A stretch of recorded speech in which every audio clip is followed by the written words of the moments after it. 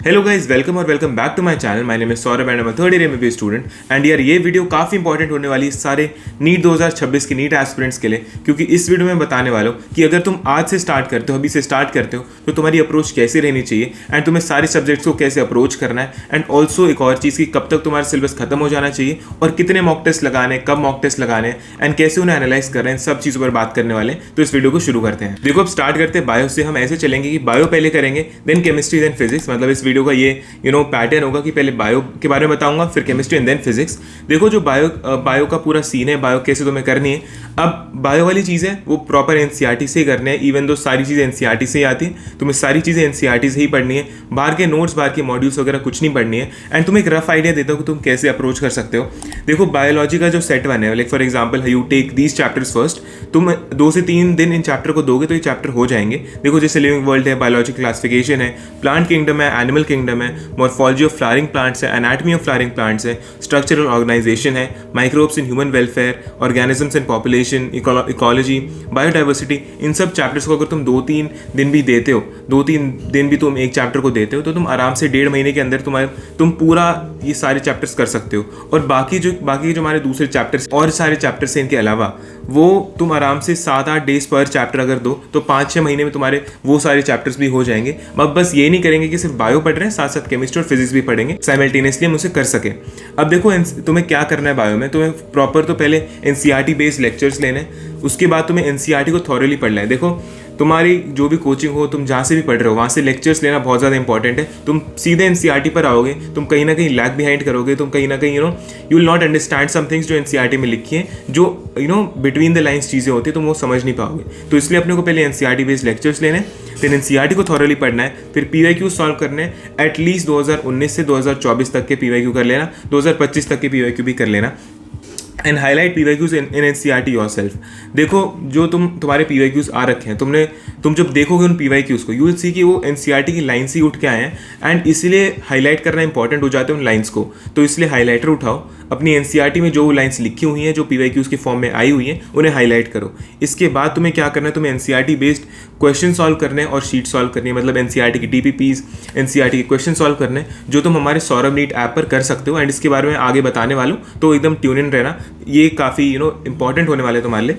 तो ऐसे तुम्हें चीज़ों को अप्रोच करना है। अब यार, आगे बढ़ने से पहले काफ़ी इंपॉर्टेंट टॉपिक पर बात करते हैं, वो कि कोई भी नीट एस्पिरेंट हो, मुझे भी इंक्लूड कर लो, जब मैं नीट एस्पिरेंट था, जब तक हमारे पास कोई अच्छा रिसोर्स नहीं होता क्वेश्चन प्रैक्टिस करने के लिए, जब तक हमारे पास कोई पीवाईक्यू प्रैक्टिस का सोर्स नहीं होता, जब तक हमारे पास कोई ऐसा इंसान ना हो जिसने खुद नीट क्रैक किया हो, वो हमें गाइड कर रहा हो, अगर हमें प्रॉब्लम आ रही है वो हमें उससे सॉर्ट आउट करवा लो कि कैसे उसे सॉर्ट करना है। तो यार, जब तक ऐसी चीज़ें नहीं होती है, तब तक नीट क्रैक करना यार काफ़ी डिफिकल्ट होता है। ये मैं पर्सनल एक्सपीरियंस से बता रहा हूँ। एंड इसीलिए इस प्रॉब्लम को ठीक करने के लिए हम तुम्हारे लिए रूदर नीट टेस्ट सीरीज का 2 week plan for just 49 rupees. अब मैं बताता हूँ इसमें तुम्हें क्या क्या मिलेगा। 2 फुल लेंथ टेस्ट होंगे 720 मार्क्स के नीट पैटर्न पर बेस्ड। इसके साथ साथ तुम्हारे चैप्टर वाइज प्रैक्टिस टेस्ट होंगे, जिसमें मोस्ट इंपॉर्टेंट क्वेश्चन होंगे एंड फ्रीक्वेंटली आस्क्ड क्वेश्चन भी होंगे। एंड एक प्रॉपर 2 वीक का स्ट्रक्चर्ड प्लान, जिसमें हमारे ये सारे चैप्टर्स फोकस्ड होंगे। फिजिक्स में काइनेमैटिक्स, केमिस्ट्री में atomic structures plus chemical bonding, और बायो में plant kingdom, animal kingdom and breathing and exchange of gases. ये सारे चैप्टर्स को हम कवर करेंगे इन 2 हफ्तों में। एंड हर संडे में खुद लाइव आऊंगा तुम्हें गाइड करने, तुम्हें मोटिवेट करने,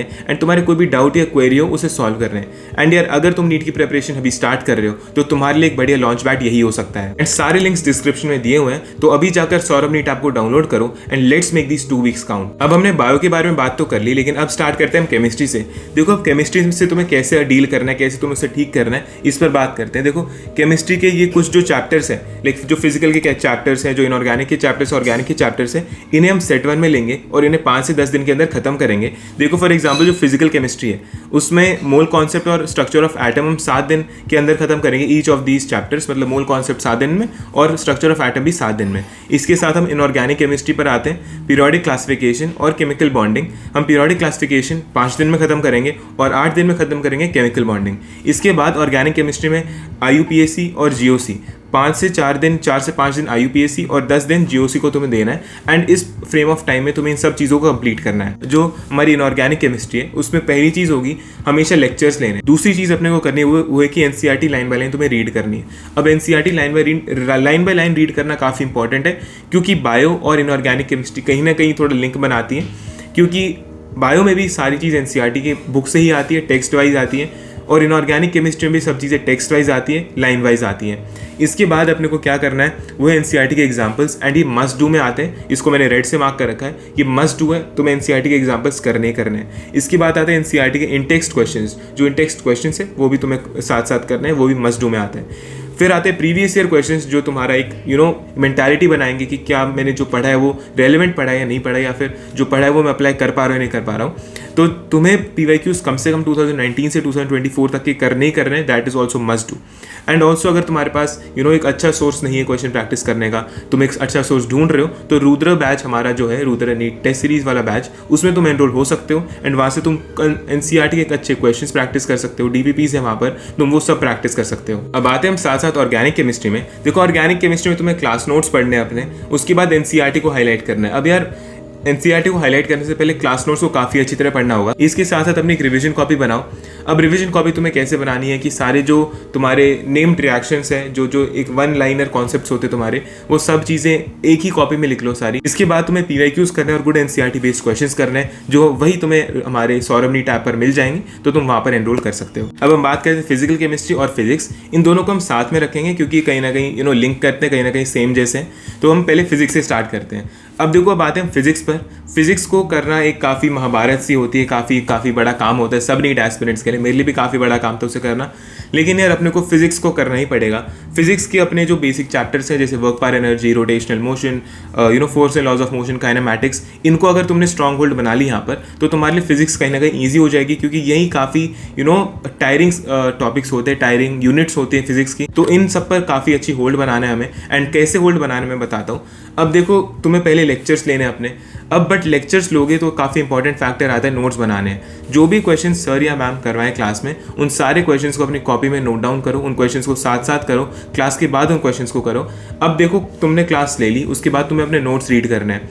तो अपनी क्लास के बाद आधे घंटे का ब्रेक लो, 1 घंटे का ब्रेक लो, लेकिन उसके बाद अपने नोट्स याद से रीड करने, याद से समझना है अपने नोट्स को, और उसके बाद उन नोट्स को बार बार पढ़कर उसके बाद तुम्हें क्वेश्चन प्रैक्टिस करनी है। जो टॉपिक तुम्हारा उस दिन हुआ है, टॉपिक वाइज क्वेश्चन प्रैक्टिस करो। कहीं से भी तुम कर रहे हो वहाँ से क्वेश्चन प्रैक्टिस कर सकते हो। एंड जब तुम क्वेश्चन प्रैक्टिस करो तो कीप इन माइंड कि यू हैव टू पहले फॉर्मूला याद होना चाहिए, तब जाकर तुम क्वेश्चन करो। ये नहीं कि तुम सीधा क्वेश्चन पर ऐसे टक्कर मार रहे हो विदाउट नोइंग द फॉर्मूला। तो ऐसे तुम्हें उसे अप्रोच करना है। एंड ये सेम चीज़ अप्लाई होती है फिजिकल केमिस्ट्री के लिए भी, कि तुम्हें फॉर्मुलाज याद होने चाहिए, तभी तुम क्वेश्चन को टैकल कर पाओगे, तभी तुम क्वेश्चन को कर पाओगे।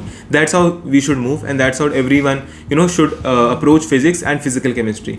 तो अब हमने ये तो बात कर ली कैसे अप्रोच करना है। अब हमने सारे सब्जेक्ट्स के ऊपर बात कर ली, फिजिक्स, केमिस्ट्री, बायो। अब हम बात करते हैं काफ़ी इंपॉर्टेंट चीज़ पर, जो होने वाली है टेस्ट। अब देखो, टेस्ट देना काफ़ी इंपॉर्टेंट है। काफ़ी जितना एम्फेसाइज करूँ टेस्ट पर उतना कम है, क्योंकि without giving test, without giving mock test या चैप्टर वाइज टेस्ट, तुम आगे नहीं बढ़ सकते हो। जब तक तुम्हें ये पता नहीं होगा कि तुम कहाँ गलती कर रहे हो, तुम उस गलती को सुधार ही नहीं पाओगे, एंड तुम्हारी वो गलती और बड़ी होती जाएगी, एंड फिर वो इरिवर्सिबल हो जाएगी। तो इसीलिए टेस्ट देना काफ़ी इंपॉर्टेंट है। एटलीस्ट यार तुम्हें नीट के एग्जाम से पहले फुल लेंथ मॉक टेस्ट कम से कम 20 या 30 दे देने चाहिए, तब जाकर you will be very ready to give the test, give the NEET exam. तो इसलिए ऐसे अप्रोच करना है। लास्ट का जब 1-2 महीने बचो, लास्ट के 1-2 महीने बचो, तो give your full on time to giving your test. अभी जो तुम्हारे टेस्ट चल रहे हैं, अगर तुमने हमारी रुद्र नीट टेस्ट सीरीज ले रखी है तो वेल एंड गुड, अगर तुमने कोई और टेस्ट सीरीज ले रखी है तो कोई बात नहीं। तो हमारी जो रुद्र नीट टेस्ट सीरीज है, उससे मेजॉरिटी ऑफ द पेपर 2025 का आया था। एंड अगर तुमने वो टेस्ट सीरीज ली होती, एंड अगर तुम वो करते, डेडिकेटेडली करते, पूरी शिद्दत के साथ करते, समझ कर करते, तो तुम्हारा सिलेक्शन हो जाता।